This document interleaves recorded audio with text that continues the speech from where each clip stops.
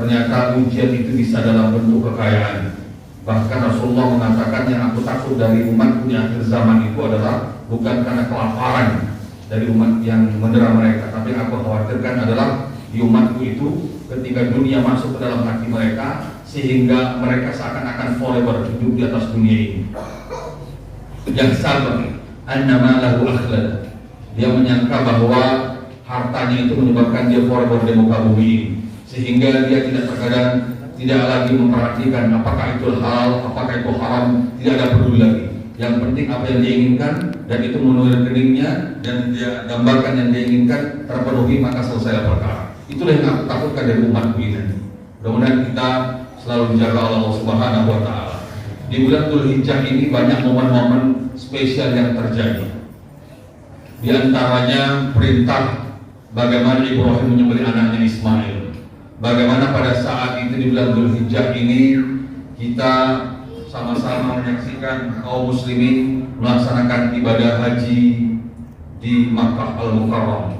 Kemudian bagaimana di bulan Dzulhijjah sebelumnya juga di situ dirintis dibangun ulang Ka'bah, lahirnya Isa Al-Masih, kemudian Nabi Musa, kemudian selamatnya Nabi Yunus alaihissalam. Banyak sekali kejadian-kejadian di bulan Dzulhijjah ini.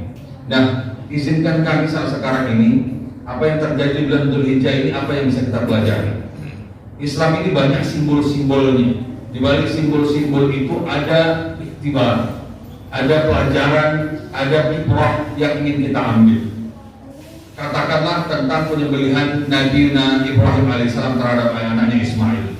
Ini menunjukkan tauhid. Bagaimana Ibrahim sangat-sangat menginginkan memiliki anak. Dia sudah diuji kanan kiri depan belakang. Tapi termasuk ujian yang paling berat itu adalah Nabi Ibrahim sangat menginginkan, sangat mendambakan seorang anak. Tapi apa yang terjadi? Ketika dia sudah menginginkan, dia mengharapkan Allah beri dia rezeki berupa anak. Dan apa yang terjadi? Ternyata dalam itu dia bermimpi berturut-turut dan harus menyembelih sesuatu hal yang dia tunggu, harus disembelih sesuatu hal yang dia harapkan, yang dia gambarkan selama itu dan anaknya. Ini akan terjadi, nara orang akan bisa berontak. Bagaimana anak yang selama ini dicari, yang diidam-idamkan, yang ditunggu, yang dicintai, justru itu harus dikorbankan. Ada dua pilihan sekarang ini. Apakah kita tunduk dengan keinginan Allah Subhanahu wa Ta'ala, atau mengikuti sesuatu hal yang selama ini selaku naluri seorang ayah bahwa ini adalah anakku yang aku cari, yang aku tunggu-tunggu selama ini, dan itu justru yang harus disembelih. Keinginan Allah yang aku lakukan, atau harapan dan keinginanku ini yang harus kupertahankan. Di sini yang terjadi. Maka Idul Adha telah berlalu beberapa waktu yang lalu. Kemudian saat sekarang ini kita lihat, orang yang menang itu adalah orang yang mengikuti aturan Allah Subhanahu wa Ta'ala. Kita diuji mencari sesuatu hal yang kita ikhtiarkan, yang kita cari, yang kita ikhtiarkan. Pagi, siang, malam kita pikirkan, keluar keringat. Kemudian sudah kita mendapatkan rekening itu sudah terisi, harta itu sudah didapat. Ternyata pada saat itu apa? Allah menginginkan supaya membelikan sebagian harta kita itu dalam bentuk kurban, dan itu harus disembelih. Apakah kita saat sekarang ini mempertahankan uang yang selama ini kita cari, kita maksimalkan, mengikuti ketetapan Allah Subhanahu wa Ta'ala, ataukah mengikuti keinginan kita selaku inilah yang selama ini kita cari? Nah, sekarang kita sudah membuktikan bagaimana posisi kita saat sekarang ini. Apakah kita punya uang pada saat itu? Dan kita pada saat itu memiliki rezeki, tapi kita mengikuti inilah rezeki ini yang menentukan aku. Ini yang khawatir. Kenapa? Karena rezeki itu terkadang ada yang halal, tapi bisa berubah dia menjadi berhala-berhala baru. Bahwa yang menentukan masa depannya, kedepannya, ketenangannya, kenyamanannya itu adalah harta yang selama ini yang dia cari. Bagaimana Ibrahim alaihissalam melihat semacam ini? Jadi reinkarnasi, berhala-berhala itu berubah dia, bereinkarnasi, bermetamorfosis dalam bentuk materi saat sekarang ini. Mudah-mudahan kalau sekiranya kita kemarin mampu dan tidak mau mengikuti dengan cara sengaja, Allah memaafkan kita dan mengambil pelajaran bahwa ternyata hartaku selama ini yang aku cari, yang aku inginkan, masih tidak aku cintai dibanding ketetapan Allah Subhanahu wa Ta'ala. Maka capek orang hidup di muka bumi ini. Kalau sudah dunia ranting masuk ke dalam hati dan kepalanya, dia akan lelah karena hitungannya adalah materi, hitungannya adalah akal. Ketika diajak berbisnis kepada Allah Subhanahu wa Ta'ala, seakan-akan dia rugi, seakan-akan dia bangkrut. Ya, kalau kita berbisnis sama manusia, berbisnis kepada makhluk, pasti ada untung ruginya dan sebagainya. Tapi kalau kamu sudah berbisnis kepada Allah, berapapun yang kamu keluarkan, maka kamu tidak akan pernah rugi selama-lamanya. Allah akan ganti berapapun yang kamu keluarkan ke orang tasir Allah Subhanahu wa Ta'ala, maka Allah akan melipatkan berlipat-lipatkannya. Maka kita pelajari saat sekarang ini, kehidupan masih panjang ke depan. Masih banyak maksimal pekerjaan-pekerjaan yang bisa kita lakukan. Kemudian, apa yang terjadi perlu kita dapat jelas. Orang-orang yang sebagian umat muslim yang melaksanakan ibadah haji, tidak sah orang itu melaksanakan ibadah haji kalau tidak wukuf. Wukuf itu adalah rangkaian wajib ketika melaksanakan ibadah haji. Apa itu wukuf?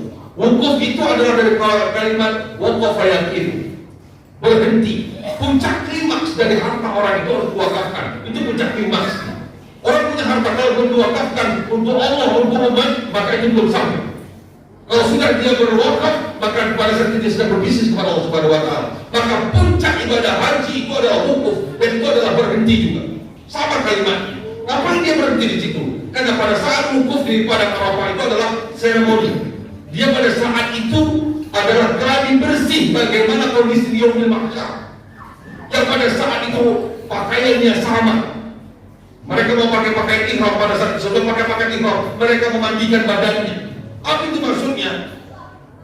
Pada saat sebelum kita seseorang itu menjadi jenazah, sebelum pada saat itu orang itu dikafankan, dia mandi dulu. Setelah jenazah itu dimandikan, kemudian dia pakai kain putih.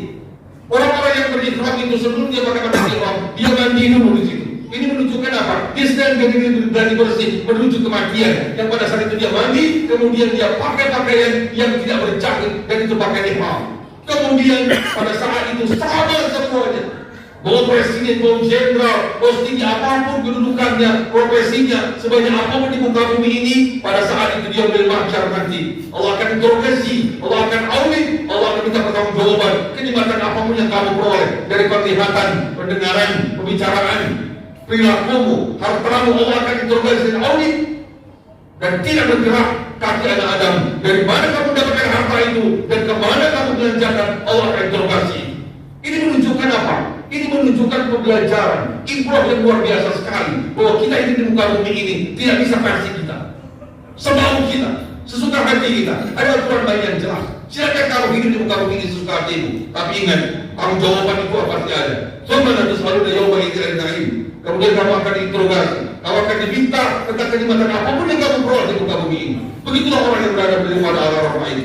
Mereka duduk pada saat itu dengan matahari panasnya, gak melihat siapapun orang itu, status apapun di situ, gak pernah melihat siapa sukunya, ras dan sebagainya. Semua pada saat itu wukuf dan tinggal di situ. Apa mereka di situ? Mereka lagi bermuhasabah. Kalau mereka bermuhasabah, mereka pada saat itu sedang mengintrospeksi diri di pada Arafah itu. Maka kita saat sekarang ini mengintrospeksi diri kita. Karena apapun terjadi, mungkin kita tidak bisa melaksanakan ibadah haji. Tapi next time, bahwa suatu saat kita akan kumpul di yaumil mahsyar, dan sudah pasti tidak akan pernah bergerak kakimu sebelum Allah akan meminta pertanggungjawaban dengan usiamu, dengan ilmumu, dengan hartamu, dengan apapun yang kita lakukan, pasti Allah akan interogasi itu semua. Maka mudah-mudahan pelajaran bagaimana kita saat sekarang ini hidup di atas dunia, tidak tertipu dengan kehidupan dunia ini. Kita hidup di atas dunia, butuh fasilitas dunia, iya.